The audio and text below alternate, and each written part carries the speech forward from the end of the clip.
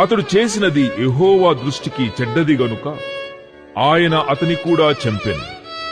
అప్పుడు యూదా ఇతడు కూడా ఇతని అన్నల వలె చనిపోవునేమో అనుకుని, నా కుమారుడైన షేలా పెద్దవాడగు వరకు నీ తండ్రి ఇంట విధవరాలుగా ఉండుమని తన కోడలైన తామారుతో చెప్పెను.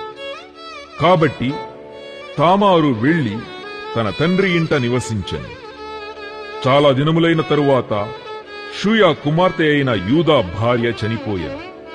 తరువాత యూదా దుఃఖ నివారణ పొంది అద్దుల్లామీయుడైన హీరా అను తన స్నేహితునితో తిమ్నాతునకు తన గొర్రెల బొచ్చు కత్తిరించు వారి యొద్దకు వెళ్ళెను.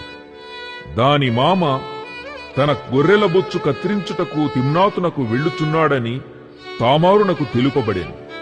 అప్పుడు షేలా పెద్దవాడైనప్పటికీ తాను అతనికియ్యబడకుండుట చూచి తన వైధవ్య వస్త్రములను తీసివేసి ముసుకు వేసుకొని శరీరమంతయు కప్పుకొని తిమ్నాతునకు పోవు మార్గములో నుండు ఏనాయీము ద్వారమున కూర్చుండగా యూదా ఆమెను చూచి ఆమె తన ముఖము కప్పుకొనినందున వేశ్య అనుకుని ఆ మార్గమున ఆమె దగ్గరకు పోయి ఆమె తన కోడలని తెలియక నీతో పోయేదను రమ్మని చెప్పెను.